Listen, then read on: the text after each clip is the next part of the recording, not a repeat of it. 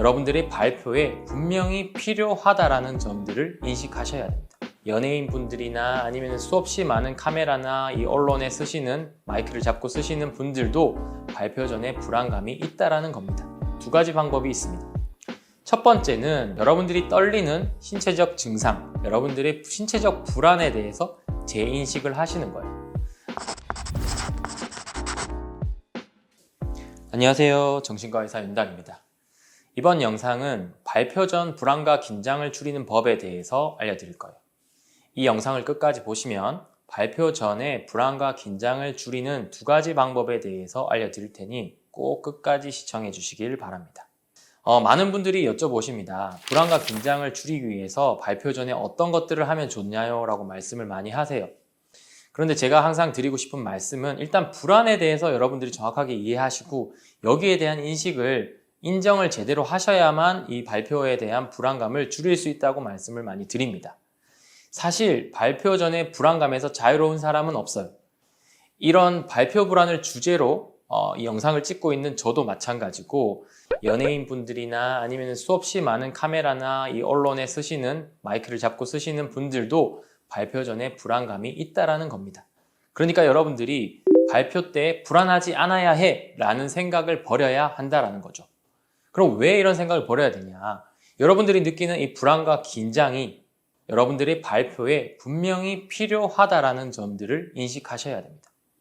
이 여키스 도슨 법칙에 따르면 이 불안과 긴장이 높아지면 높아질수록 여러분들의 수행 능력이 떨어지는 것도 사실이에요.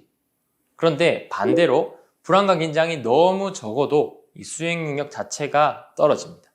그러니까 여러분들은 이 불안과 긴장을 없애기 위해서 노력하시는 것이 아니라 내가 어떻게 하면 적절한 긴장과 불안을 가지면서 발표를 잘 할 수 있을 것인가를 고민하셔야 된다는 거죠.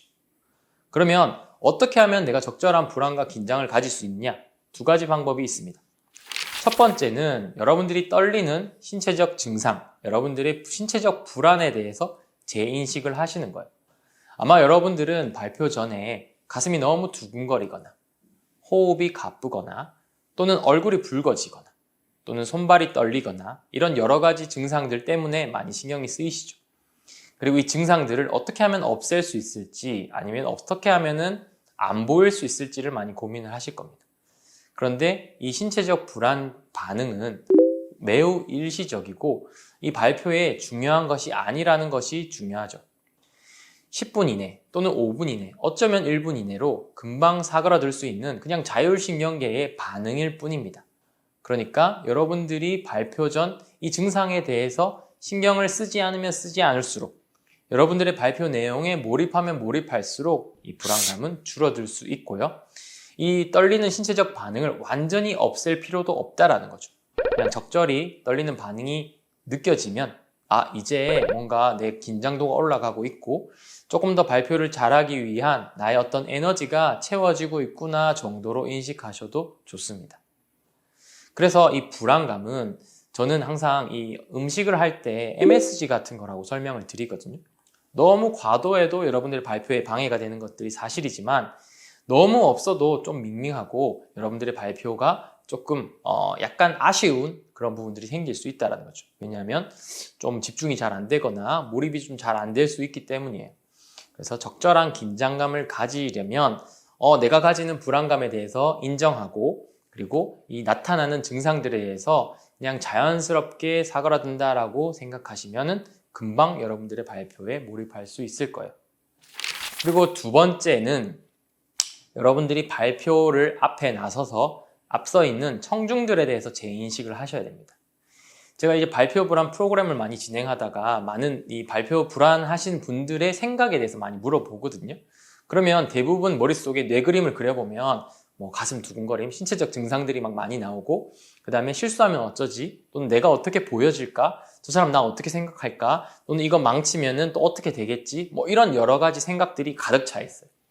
그런데 이게 되게 재밌는 게 발표자가 청중이 됐을 때는 저 사람 발표에서 관심 있는 게 그게 아니라는 거예요.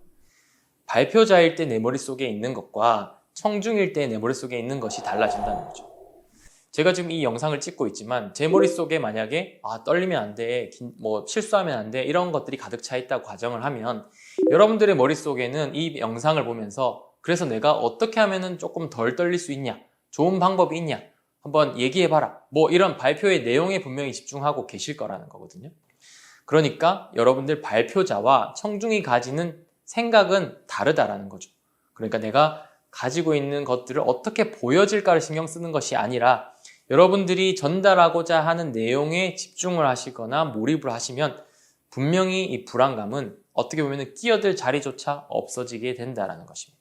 제가 말씀드린 것처럼 여러분들이 가지고 있는 이 발표에 대한 불안감은 이 두 가지를 어떻게 인식하느냐에 따라서 이게 설레이게 될 것이냐 아니면 긴장돼서 뭔가 피하고 싶을 것인 거냐 이게 결정되는 것이라고 볼 수 있고요. 한 가지 여러분들이 사용해 볼 수 있는 이런 유용한 팁을 한 가지 드리자면 이 역설적 의도라는 방법이 있어요. 이게 뭐냐면 이 정신과 의사 빅터 프랭클이라는 사람이 고안한 이 실존주의 기법이라고 하는데요. 쉽게 얘기하면 이 떨리는 증상들을 그냥 있는 그대로 오히려 더 드러내려고 노력해 보는 거예요. 역설적으로 이 증상들을 더 드러내려고 노력해 보는 것, 이게 이제 역설적 의도라는 건데 얼굴이 붉어지는 발표 도중에 얼굴이 붉어지거나 떨리는 사람, 목소리가 떨리는 사람들이 있다면 이 신체적인 증상들이 어떻게 보일 것인가 생각하는 것이 아니라 그냥 한번 내가 이거를 더 드러내봐야지, 일부러 한번 드러내봐야지 한번 노력해 보시라는 겁니다.